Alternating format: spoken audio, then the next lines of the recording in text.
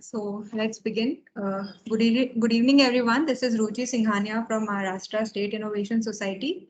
I welcome you all to the webinar series which the Women Entrepreneurship Cell under MS has organized in collaboration with INFED IIM Nagpur. Today for the event, we have our guest speaker, Mr. Shashikant Chaudhary. He is an entrepreneur, investor and mentor himself, and he has an experience of more than 3 decades, and I'm sure all of you are going to benefit from today's session.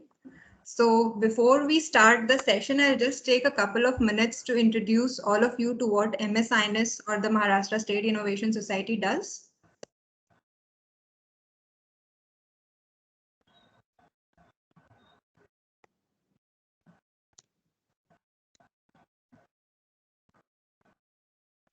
So Maharashtra State Innovation Society has been formed under the state nodal agency. It's a state nodal agency under the Department of Skill Development, Employment and Entrepreneurship. Sri Nawab Malik, Minister is our Honorable Chairman, along with Sri Samburas Desai, Sir, Minister of State, and Dr. Raghunath Mashelkar. So the key objectives with which the society has been formed was to promote and support the startup ecosystem in the state, along with providing angel funding and venture capital support to the startups in the state, along with startups play a pivotal role in creating employment opportunities, and that is why we are there to support startups so that we can create a direct impact on the economy by creating jobs and providing job opportunities for the same. Some of the key mandates of the policy are to establish a good network of the incubators who play a pivotal role in supporting the startups. Also, we have one of our flagship events called the Maharashtra Startup Week, wherein the intent is to support innovation through public procurement. We are also planning a certain other events like grand challenges, out of for which the fisheries department have already announced our grand challenge with the fisheries department. So please do visit our website to see more details and do apply if you are eligible. We are planning to launch a virtual incubation soon, wherein basic all the basic support required by a startup to start their business, like HR, accounts, finance, taxation, and all the other easily available services which can prove to be a hindrance if not provided well, are also supposed to be launched through the virtual incubation network. Apart from that, we have a direct financial assistance and technical support for the startups in terms of the intellectual property rights support, quality testing and certification support, wherein we provide direct financial assistance of up to 10 lakhs under the IP intellectual property support and 2 lakhs for the quality testing support. So any of the startups who has patents or is looking to certify its product through NABS and BIS certified labs can avail these benefits if you are incorporated in Maharashtra. So applications are open throughout the year. I'll request all of you to please apply and avail the benefits under this scheme. So as mentioned, incubators being a pivotal role in the startup ecosystem, the Innovation Society has spearheaded this effort by establishing around 17 incubation centers across the state. And these incubation centers are provided with a grant of around 5 crore rupees for a period of 5 years by the State Innovation Society. Apart from funding the incubators, we also intend to support them by providing capacity building programs and industry connect programs. So the incubators play a pivotal role when it comes to nurturing the local startup ecosystem. So all of you who are aspiring to be entrepreneurs or are already an established entrepreneurs, you can also get in touch with your respective incubation centers near to you, or you can also reach out to us if you want to be get connected to any of the incubation centers which the state is funding. Apart from that, we this earlier this year we to support women entrepreneurship, we also granted a special provision to the Women Focused Incubation Center at the SNDT University in Mumbai. So the incubation center is now operational. So I request all the girls or the female entrepreneurs to please get in touch with these incubation center in case you wish to avail any of the incubation facilities. As I mentioned, that Maharashtra Startup Week being our flagship event, wherein we invite applications from startups across the country in the sectors which are of prime importance to the government, like agriculture, healthcare, sustainability, smart infra, governance, and education skilling. So we recently concluded last month. We recently concluded our fourth event of the Startup Week, wherein 15.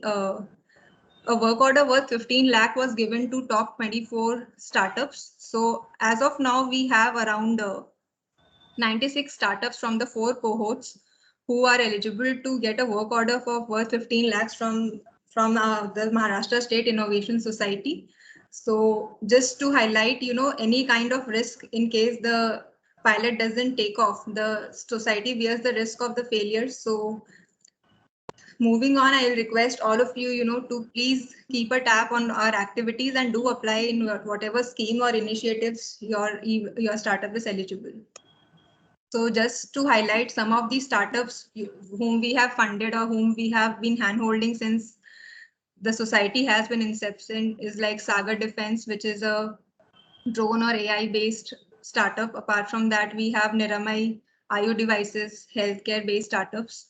And also we have Brainwired, Bempu, Recube from the sustainability sector.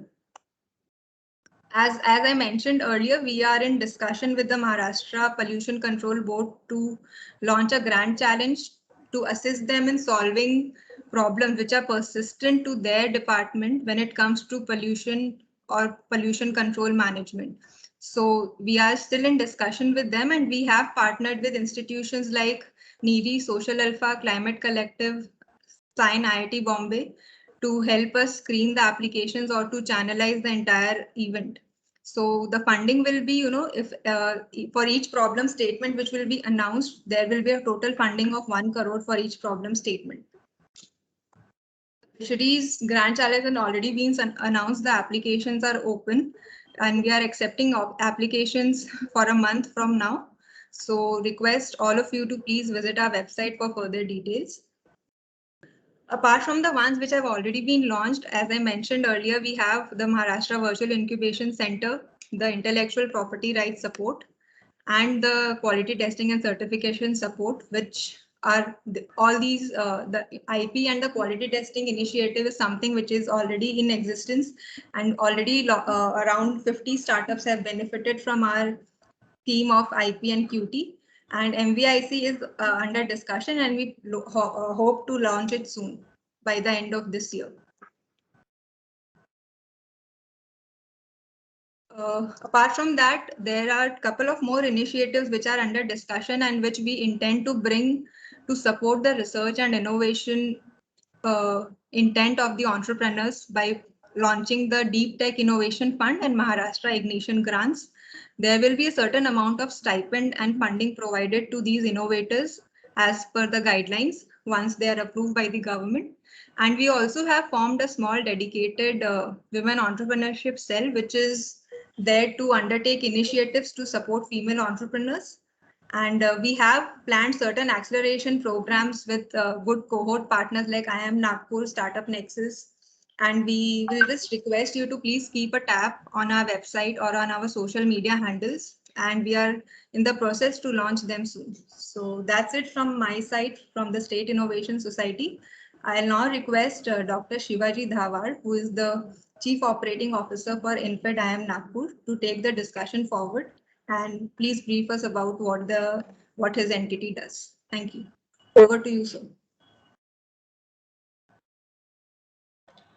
Thank you, Ruchi ma'am. So my name is Shivaji Dhawad, and I represent IIMN Foundation for Entrepreneurship Development.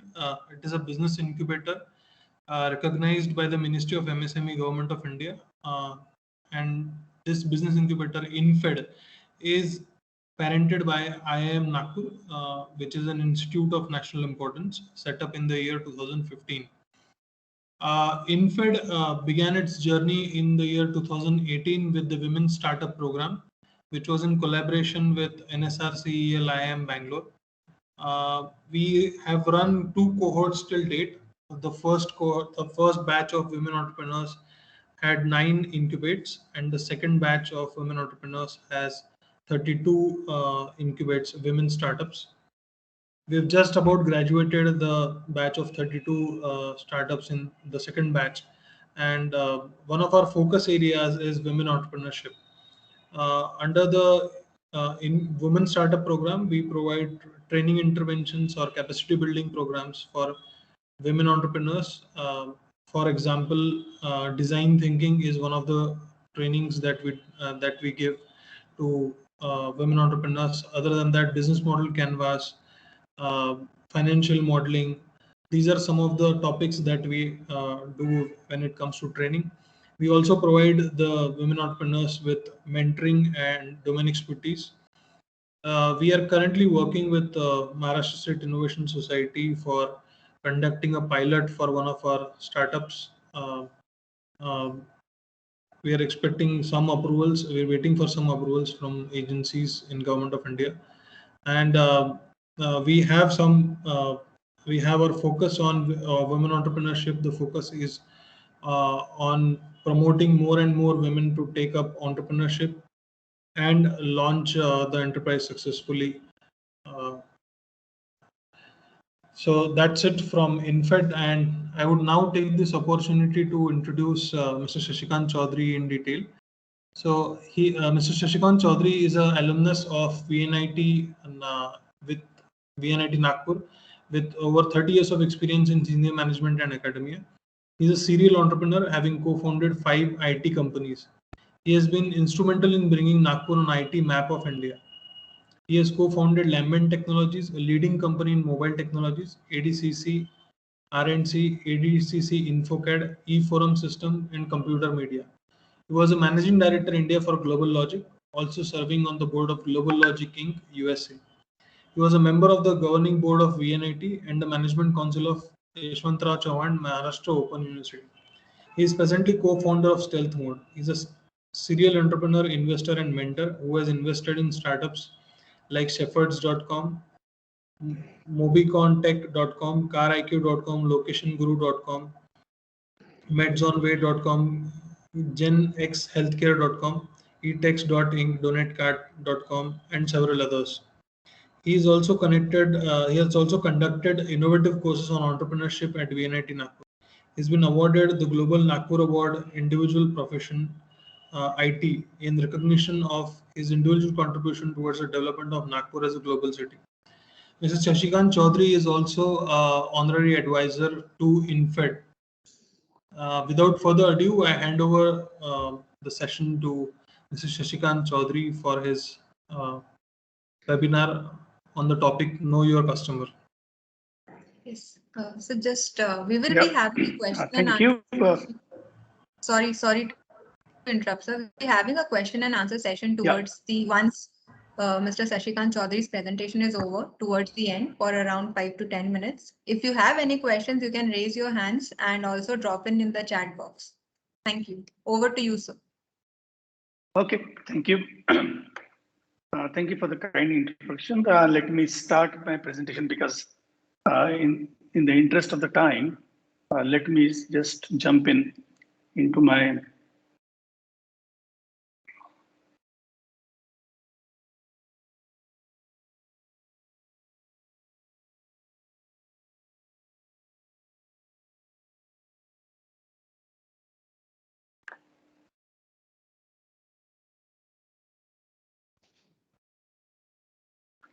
just let me know whether are you able to see my presentation. Anybody can just give me a cue because it's a full screen now.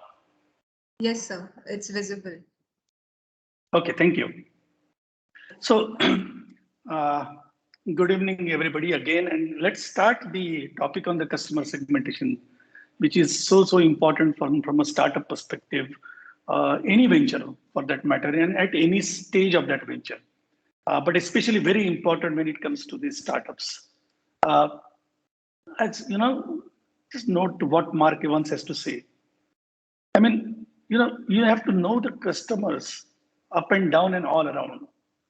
And many times, as Steve Jobs said, that maybe you need to know your customers more than he knows himself. So we need to have a very crystal clear picture of the customers and the buyer's journey. The point is, who is our customer? There are so many people, there are so many customers, but who is actually our customer? And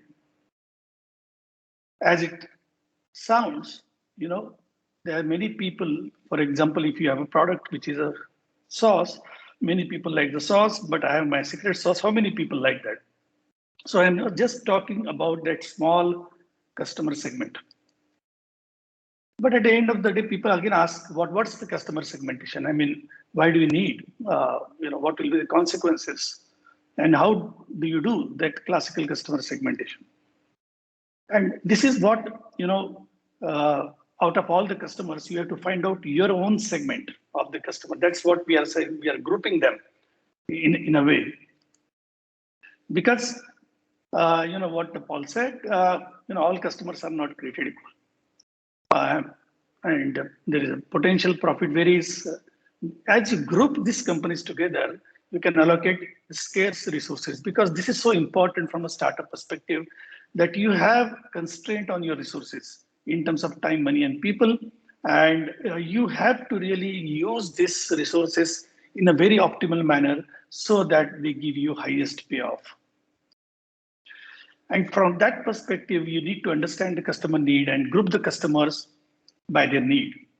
And again, go the full cycle, but most important are the number 1 and number 2. Understand the customer needs and group your customers. And classical definition is, yes, customer group, the customer segment will be called as a customer group with a common denominator, for whom you serve and create a value. So there is only a subset from the all customers, which in the universe you are talking about a subset, which is a common denominator. They might have a common kind of a behavior, they might have a common geography, they might have a common demography, and that's where you are going to create your value. Now, what is not customer segment? And if you look at, if there are different groups, you'll require, different offers. And if you require different distinct offers to reach out to them, it's not a single customer segment. If they are reached to a different distribution channel, again, these are different groups, and it's going to be very difficult for you. Each of that group requires different types of relationship. That means, again, the segmentation might be around. Or every group, for that matter, have a kind of a separate kind of a profitabilities, right? Just for the sake of discussion in our whole session, we will look at the corporate CEOs as one segment and college-going students as one segment. And these are, different profitabilities in terms of they will be willing to pay different aspects of the offer. As I said, the constraints for the startup is limited money, time, and limited people to execute. And therefore, if you don't segment your customer, what will happen? This is very important. Because if you are targeting 7 to 8 or 5 or 6 different groups, each group of people, which is called as a segment, each segment will require a different sales specialist. If you are selling it to the corporates, there will be a different kind of sales specialist who need. And if you are selling it to the college-going students, again, a different. Even how do you write your message? How do you copyright your content? What's the tone? Everything is going to be tuned. Corporate CEOs are tuned to consume the content in a particular manner, whereas the kids have a different appetite, I would say. And if you are targeting too many groups, your positioning gets weakened. People get confused. Are you for the corporate? Are you for kids? Are you for aged people? Are you for what you stand for? That becomes difficult. And as startup, your channel mix, different channels through which you reach to your customer from a relationship perspective as well as the delivery, it's very difficult because each customer segment has a different appetite in terms of how they want to consume your product. What are the channels they would use? Which are the channels they are comfortable with? Not only the copywriting, but the channel through which you reach to those kind of people. Customer relationships, again, everything changes from a customer segment to segment. And through this, what happens is your marketing spreads very, very thin. And thus it becomes very costly. And many of the startups, get into the crunch in terms of their money because they don't really anticipate what is the kind of money that is going to be required to support these activities. And if you open up number of segments and simultaneously try to approach each of the segment, it is where the startup starts losing all the things along with the money and time. Now, if you do the customer segmentation, what you're doing is the benefits are you're targeting a group which has the highest probability, which has the highest pain, which has the, if you are only targeting your product into the corporate CEOs, then you can build the momentum in that segment much earlier. It's much better to have 100 customers in one segment rather than having 10 in 10 segments. Because all these 100 people, when they meet at certain place in the clubs or in events, they are going to talk. There is going to be faster, because these people are likely to talk. There's very less chance that corporate CEO is going to be mingling with a college going student. And success stories resonate well across the segment. And that's very important because what is a success for a corporate CEO that the college going student might not be able to relate to that. It has to resonate in that segment, and that will allow the word of mouth and awareness much faster. And as I said, if you are trying to help everyone, you are not helping anyone. What is the classical customer segmentation? This is what is the classical customer segmentation looks like. You start with demography, what is the age, what's the gender, income, marital status, ethnic background, which geography, whether it's from Nagpur or Mumbai or Maharashtra or regional, like, going to national India, or what are his psychographics, activities, attitudes, and what are his behavioral patterns. You combine all those things, and that's where you get the first level of customer segmentation. And this is what I mean, in terms of the geography. For example, it's the locals, or whether they are tourists, or demographic, families or couples or business diners, or behavioral. This is upon more on their purchasing habits, and psychological is more about their beliefs and the value system. So all these things put together, you create a kind of a customer segment. You want your product to be consumed or your service to be consumed. But in that customer segment itself, if there are like 100 CEOs or 1,000 CEOs, then those are also dispersed or distributed in this kind of manner. There will be few enthusiasts, there will be few visionaries, then pragmatists, conservatives. These are like the people from the early innovators to the laggards. We'll talk about it, but everybody has a different kind of a characteristics. Because at initial, I have to be the first to try. The other segment, I want to show you whether this is helpful or not. These are the people who are the opinion makers at the end of the day. And then these people influence the rest, the pragmatics. That's what we are going to see. That's where we are again, distributing. This is the technology enthusiasts or visionaries, or we call them as early innovators. And that's the per segment of the people you start with. These are called early innovators and early adopters, but you start with the early innovators. That is what this area, which is like almost like close to 2.5% of the people segment, that's where you start. You don't start with, even if he's a CEO, you don't start with here, because these are the people who are laggards. Laggards are the people who are only going to be, worried about return on the investment. They are saying, they'll not make decisions, they'll wait for everything, and then they will see whether their returns for the buck of the money that they are spending, whether that's really justifiable or not. But these are the people who are the early adopters. They don't care too much about the money. They want to be the first users. Let's see. Why do we need these early innovators? And who are these early innovators and what are their characteristics and where do you find them? You know, if you don't have early innovators, they don't talk to early majority. And early majority, they don't convince late majority. And late majority, they don't talk to the laggards. So the entire growth is dependent on your early innovators. So in fact, it's so important. If you can't find early adopters for your product, yeah, it's very, very difficult. Even that's a great indicator. If the early adopters are slow to adopt, that means something is wrong. That's also one of the metrics we'll have to measure ourselves to. That if the adoption in the early adopter category or early innovator category is less, that means something is wrong. And that will give you a sufficient amount of indication as to whether the product value proposition needs to be improved or not. If you look at these early innovators, you know, there are early adopters, early majority, late and laggards.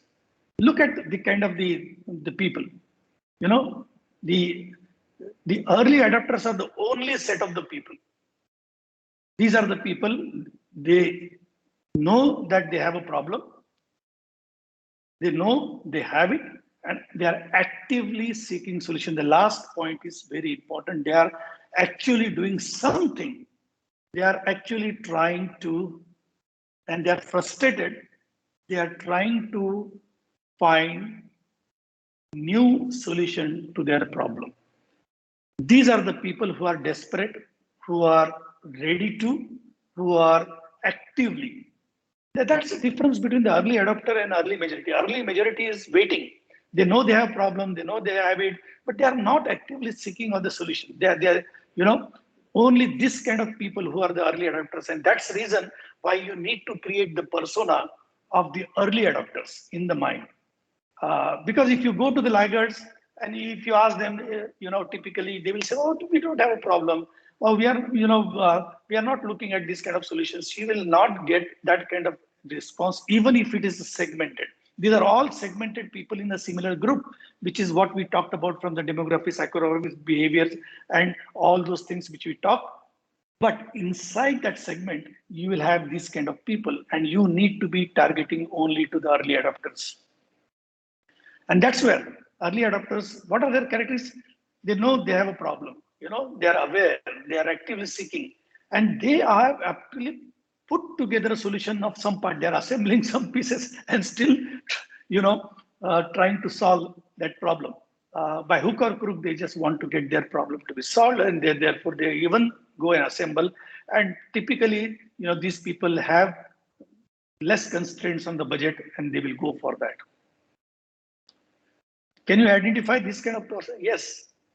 You know, this is all people standing in the queue, and then this is one of the person who is not really bothered about what's the cost of iPhone, and he's waiting for like 4 hours in the morning, and he's the first one to get out. These are the people who are the early adopters. They want to try out. They are not really bothered about the cost too much. They want to see every feature of it, and they want to, you know, even if, you know, that product doesn't perform fullest to the best, but even those 3 or 4 core feature works and solves his problem, he's happy about it.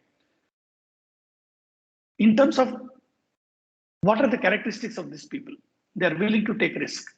They are classically tech focused. They are proponents of revolutionary change. They are not very cost conscious. We talked about it. They will do thorough research.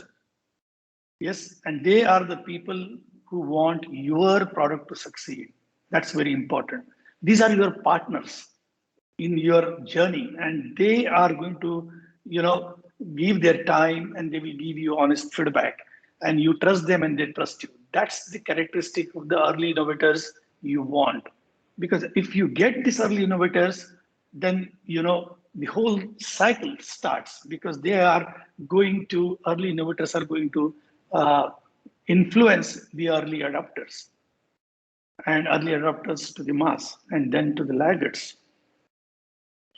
And if that's the person we are talking about in that particular customer segment of CEO, or that particular customer segment of 1,000, let's say, the college going students, but we are trying to identify that 2.5% of the people, which is like the early innovators, And we need to find out how do I build this persona of that person, because that's where I want to reach.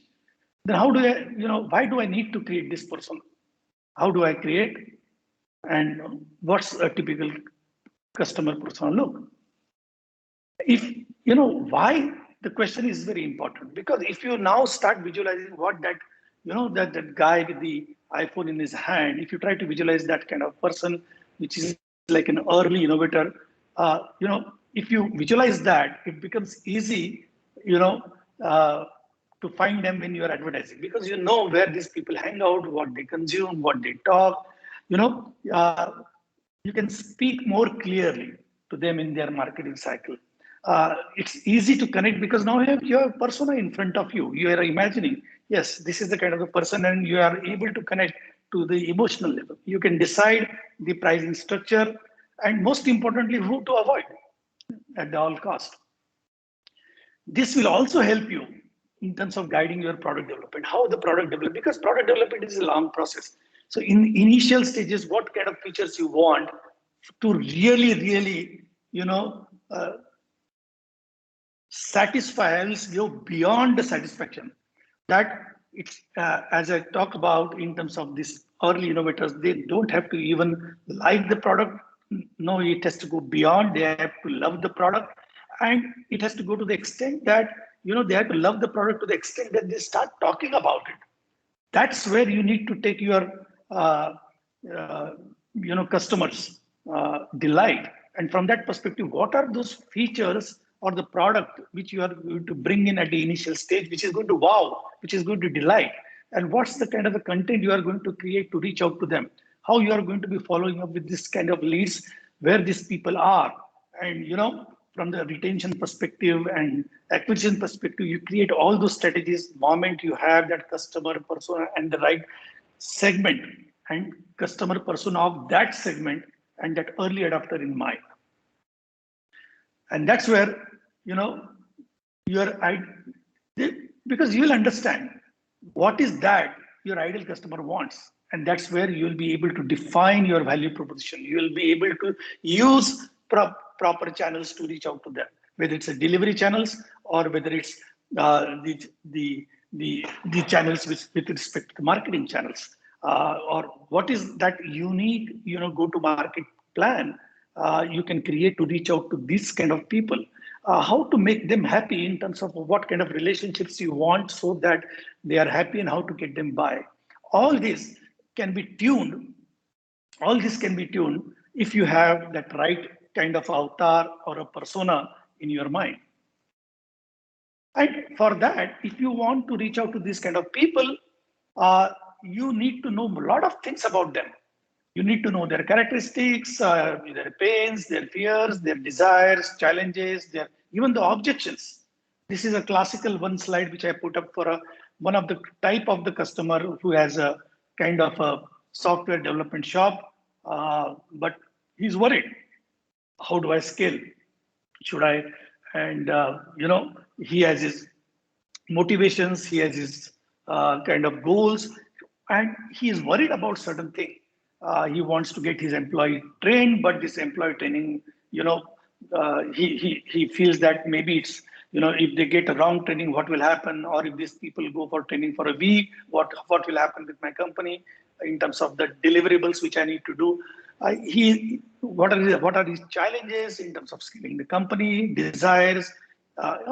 He wants to become famous and maybe working out of beach. What are the source of information? What he reads, which conferences he goes, what blogs he follows, what kind of magazines he reads, what is his value system, what are his goals, because it's not like 10 years, maybe in 3 years he wants to scale the company. What's a typical profile in education? What are his communication habits?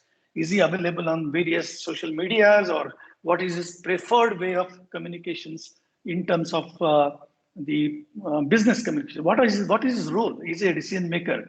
Is he price conscious or not? I mean, you have to know, if I want to talk, communicate, impress to with respect to any person, I have to know him first, and I have to know 360 degree in terms of which books he reads, which authors he follows, which clubs he goes, what is the mode of the travel, because you want to go there where he is spending time. You want to be there where he's consuming the content.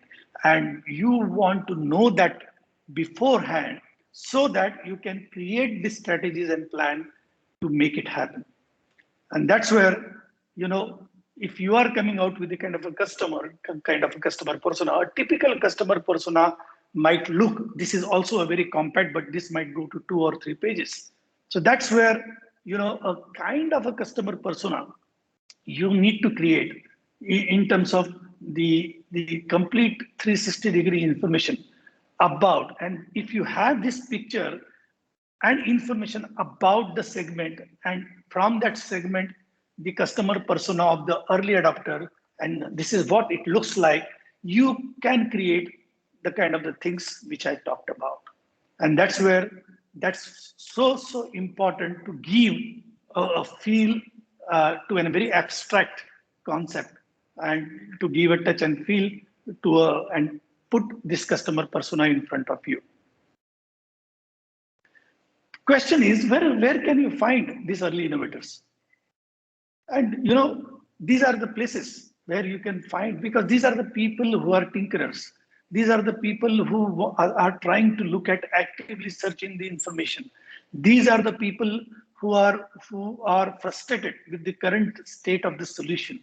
And therefore, they are trying to find out what is the new thing, what is that which is going to be available, at what places it is going to be available.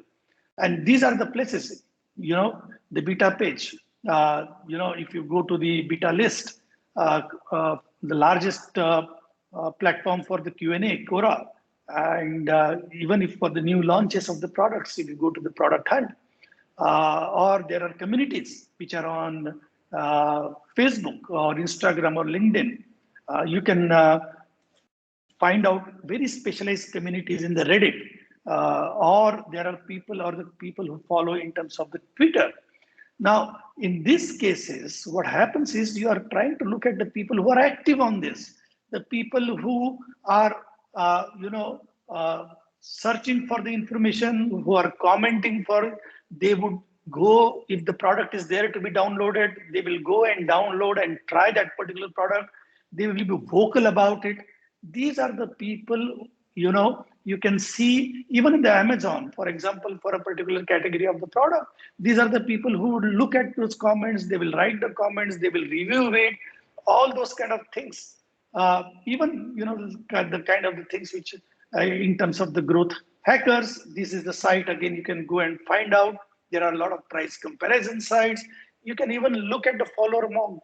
This is a very interesting tool where it gives you analytics in terms of the following of the people on the Twitter. So if there are like 3 lakh followers for one person for a particular product, let's say Pet Foods, and there is like a second person who has like 2 lakhs, and there is a third person who has like 1 lakh followers, and they talk and they have this topic common, pet food as a common in these 3, then this follower wonk will allow you to analyze who are the followers of these 3 people, and then they find out if the people are following all these 3 people. That's where that person becomes very, very interesting. But make sure, when you go into this kind of communities, just don't, even if you have a product, just don't put your link on the product.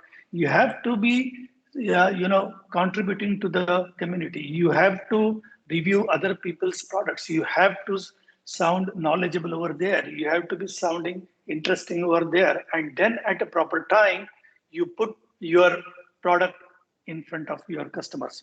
But there are so many places in terms of the conferences, the specific conferences, that happen, or the kind of the training programs for those specific topics, online or offline. You will see these kind of people. They're very eager to really know about what's coming in. And these are the people you want to be talking to. So that's where, I will stop with the last 2 slides. And, this is the early innovators advantage.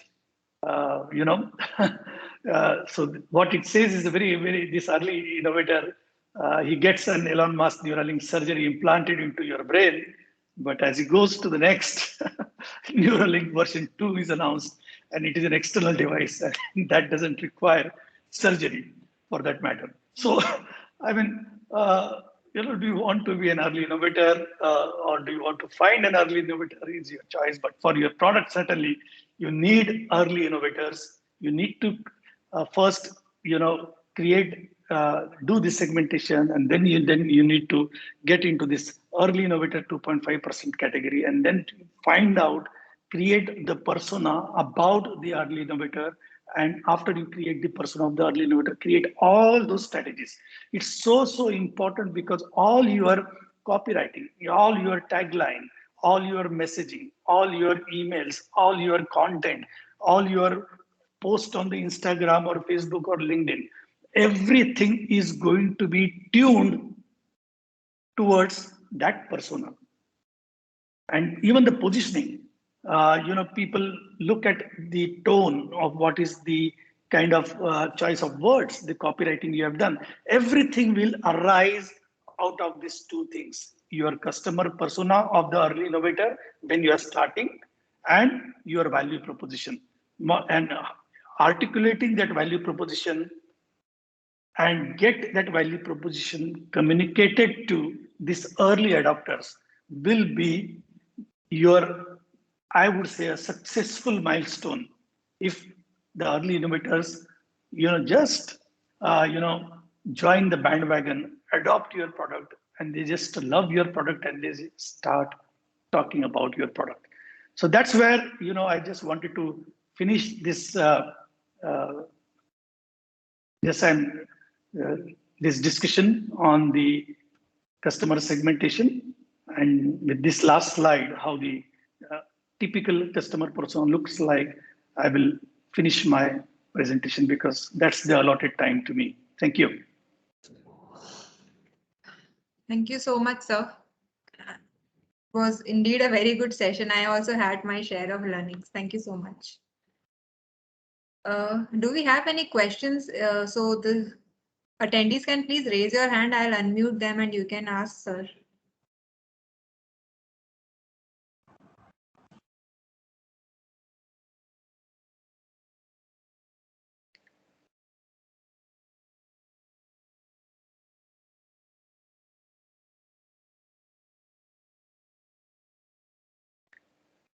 And always remember, the customer segmentation will not be in the isolation. Where to find your customers, it will not be in the isolation. It will be in relation to the value proposition, what your product has to offer.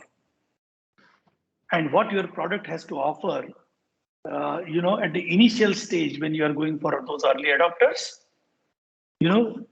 that's very important, that your startup has to do those 2 or 3 things, not 100 things, not 1,000 things, but do those 2 or 3 things, but do it in such a manner that should delight your early innovator. So that's very, very important. And as you go through the journey, you will get the early adopters, and then you will go to the mass majority, and then you go to laggards. Your product will also have those kind of features, and your communications will change with respect to the stage of your company where the customers are. But the most important thing is you have to be there where your customers are. As they say, you need to be there where the fish are. If the fishes are there, you need to be over there. The famous statement of, the Bhavish Agrawal, right? He was at the conference, standing outside in the Pune to Mumbai, because he knew a lot of people will go from Pune to Mumbai and they will require cabs. That person was standing outside that conference. If you remember Airbnb, Brian Chesky, he was from the West Coast, but he went to the East Coast and met each of his early adopters and spent 2 hours with them, each of them. The customer discovery, the problem statement discovery, the solution discovery, and he really learned from his early adopters. Right.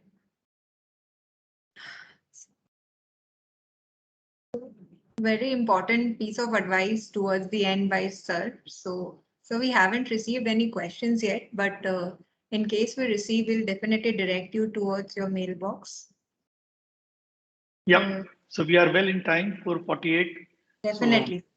Yeah. Definitely. So Thank you so in much spite of for the, obliging yeah, us with your presence. thank you. Shivaji sir, do you want to add something? No, I guess the session was really fulfilling, and it has served the exact purpose of uh, of of the topic and the kind of objective that we have had behind this webinar. And I'm sure all these attendees would stay connected with us throughout these monthly webinar series. And in the next webinar, probably we'll announce one or two programs that we are launching for aspiring women entrepreneurs. Right. Rightly so. Thank you. Thank you, Great. sir. Thank you. sir. Thank you sir. for opportunity to speak to all people. Thank you. Pleasure. Thank you, sir. Thank you, everyone. Please stay connected for the upcoming events and webinars at us. Thank you. Sure. Yeah. Thank you.